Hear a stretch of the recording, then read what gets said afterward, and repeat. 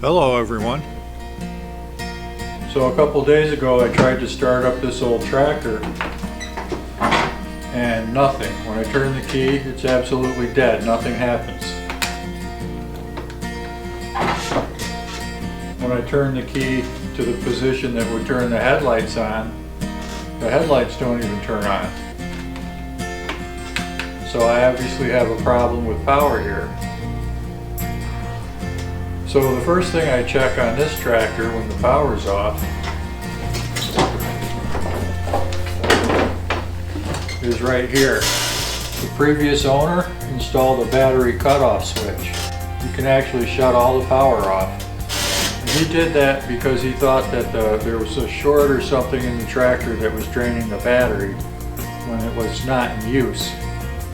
So when he was done using it, he'd always disconnect the battery, and that would maintain the charge in the battery, and then turn the switch back on, the battery cut off, turn that back on, and use it.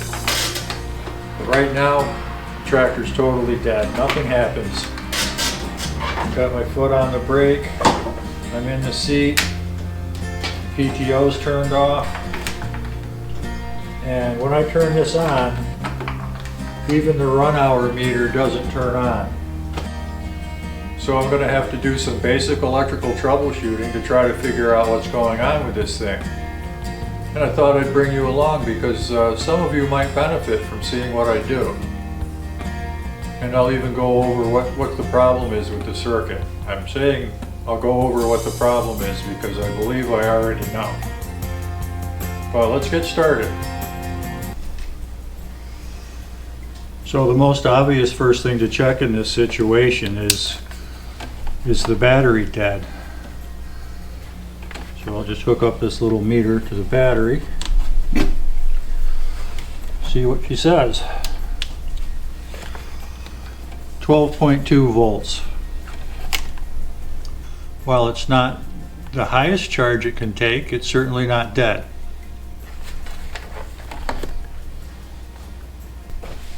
So the next thing I need to show you is how this battery disconnect was cut into the main positive battery cable here. So it goes from the positive post of the battery through the disconnect over to the starter solenoid. And at that point where the starter solenoid is also where the power comes in to feed the rest of the tractor. Here's a diagram of this simple circuit. The 12-volt battery is on the left. The battery disconnect is in the middle. And the starter solenoid and starter motor are on the right. You can also see on the right where the 12 volts goes out to all the accessories. This is the power source for the headlights, the run hour meter, and the PTO clutch. So the next thing I want to check is the circuit between the battery post and the starter solenoid. So I'm going to hook my meter leads up to those 2 points. And lo and behold, I'm reading 11.4 volts. And it doesn't matter if this is turned on or off. The meter is connected across the length of the positive battery cable, including the battery cutoff switch, as shown in this diagram. It's reading 11.4 volts if the switch is on or off. It makes no difference. It's reading 11.4 volts between the battery and the solenoid. Well, what does that mean? That means it's dropping 11.4 volts across this short bit of circuit and across this switch, which may or may not be functioning. If this circuit was in good condition, I would expect that to go basically to zero. The switch shouldn't be dropping any voltage at all. The cable shouldn't be dropping any voltage at all. So I'm going to take this tape apart here on these terminals and see what happens if I jump her across the terminals, because that could determine if the switch is okay or not. Okay, I'm still connected from the battery post, the positive battery post, over to the solenoid. And it's reading 11.2 volts right now. So I'm going to go point to point. So from the battery post to the first connection on the switch, guess what? I'm losing 0 volts. The meter is connected to the first cable termination away from the positive battery post. Since it's dropping 0 volts, that means the battery cable is good from the battery post to the first termination. We expect both ends of the cable to be at the same potential, and we're seeing 0 difference from end to end as expected. The battery post to the second connection on the switch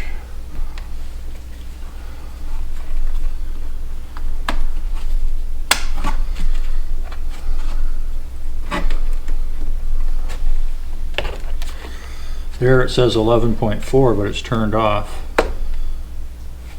Now it says 11.3. I think this switch is bad. It says 11.4 there and 11.4 there. This is how the meter is hooked up. But since we know the first segment of the cable is good, we would find this same result if we measured across the switch, like this.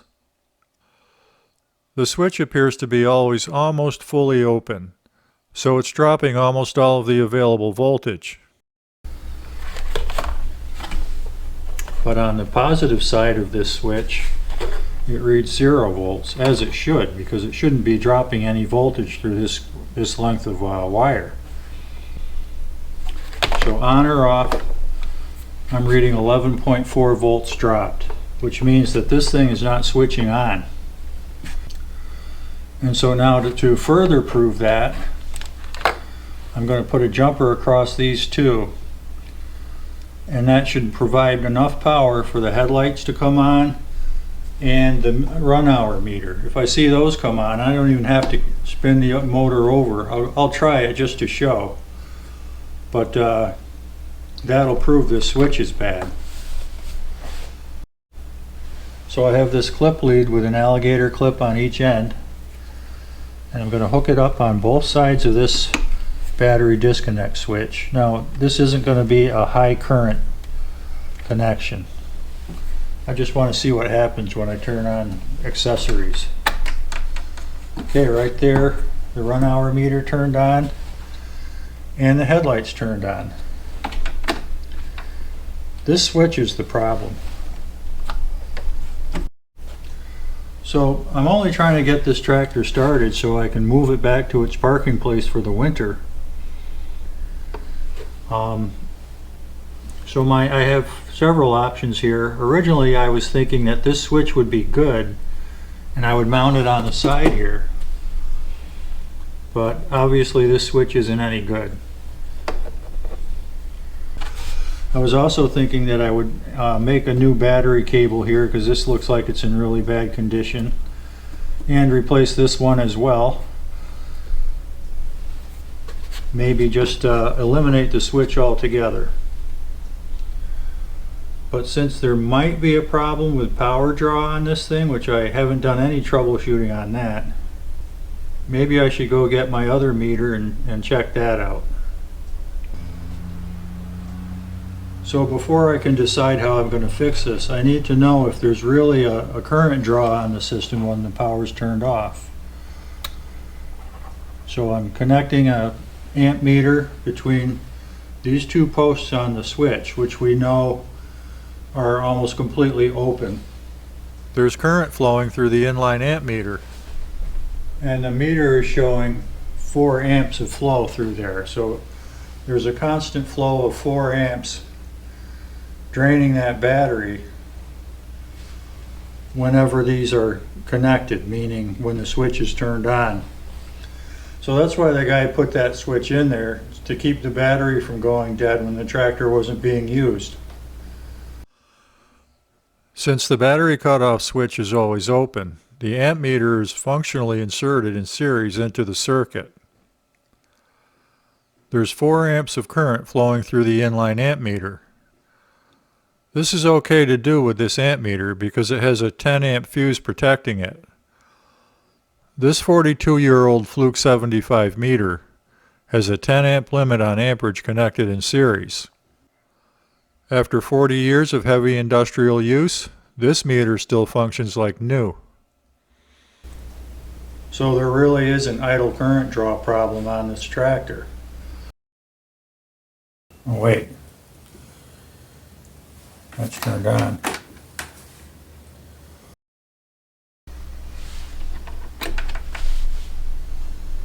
So I just made an interesting discovery about this current draw. It's not an idle current draw because the key switch is still turned on to headlights. The headlights are on. So let me turn the key switch all the way off. The headlights are off. And the current draw went to 0.0. So whatever this thing was installed here for, the guy was wrong. There's no current draw on this. So now I know I can just replace this whole battery cable here, the positive cable, and eliminate this switch, and the problem should be solved. I'm replacing these cables anyway, so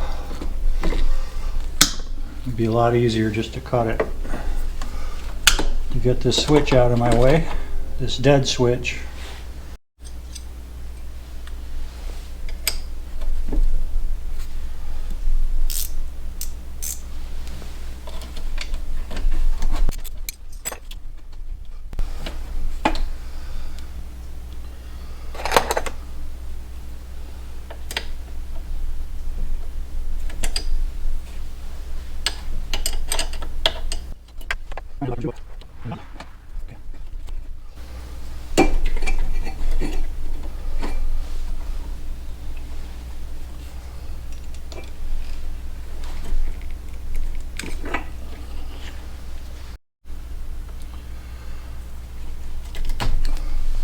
So this wire is the main wire that comes off the battery over here and feeds all the electrical systems on the tractor, including the control for the starter solenoid,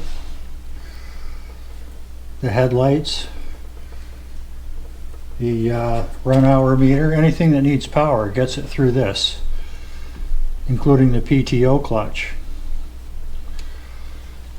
And this was crimped under the same connector as the battery cable here. And it's getting shorter. So rather than let it keep getting shorter every time someone works on it, I'm going to put a ring terminal on it here, so it doesn't have to get cut every time.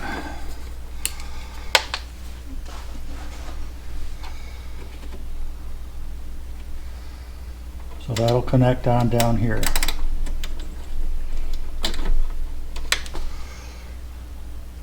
So I have this piece of cable that came off my Ranger. It used to be the battery cable for the second battery. But it's a nice heavy gauge cable. It's heavier than the actual starter cable on this tractor. So I'm going to be using this because it's already got one terminal crimped on it. I'm going to cut a length off of this and make a new positive battery cable out of it. So let me I'll just slip that on there, loop this over to where the battery terminal is, and that's about as long as it needs to be. It doesn't take much.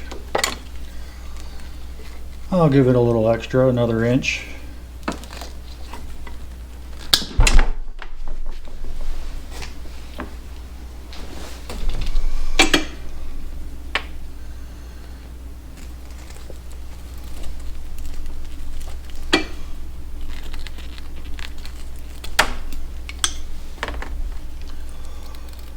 That copper's pretty clean, there's no corrosion on it.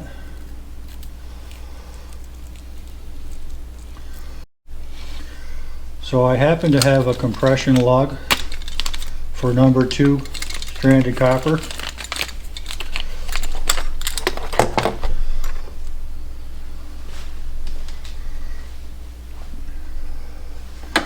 And I believe that's going to work on this.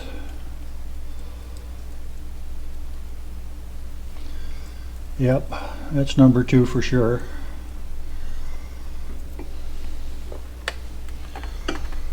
I cut it a little too long.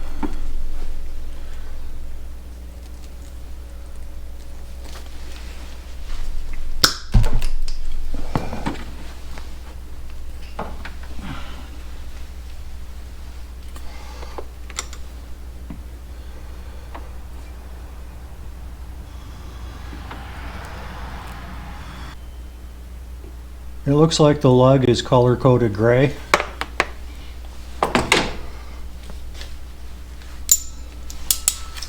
So on my ratchet crimper here, I'm going to set these dies to the color code gray number 4 position.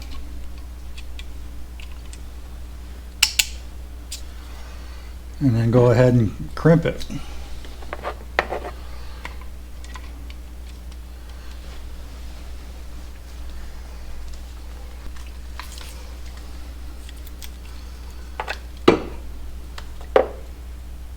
So all the way in.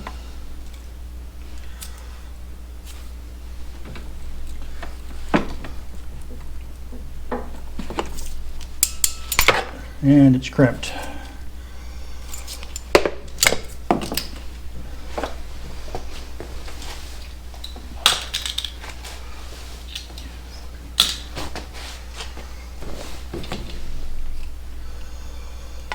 And I'll crimp it again. The more the merrier.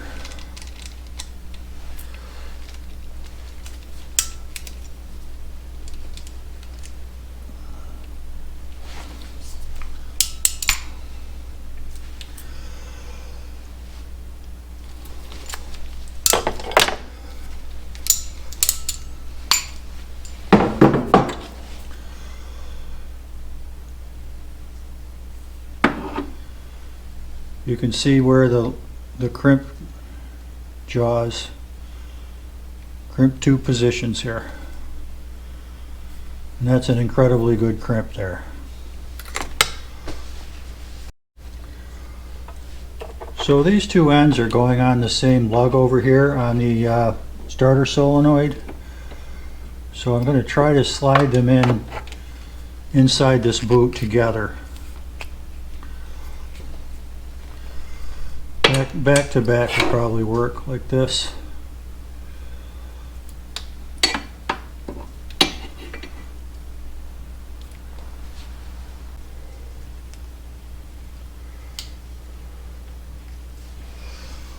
Okay, there it goes.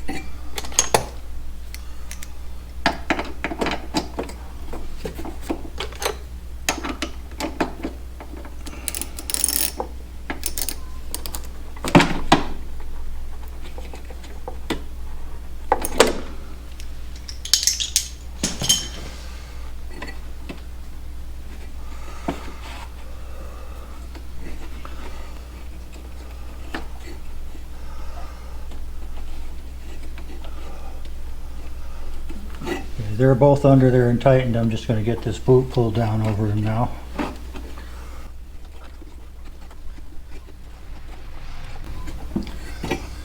Okay, good enough.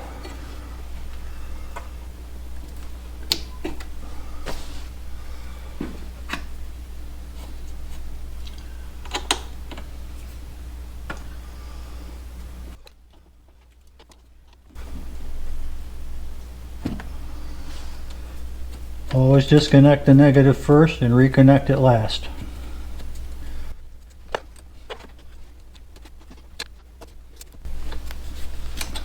Okay. Alright, I'm going to turn the key to the on position, or actually I'll turn it to the headlight position, which is also engine on. And the headlights are on. And the run hour meter is on. I'm just going to bump the starter once just to make sure it works. Okay, that takes care of that.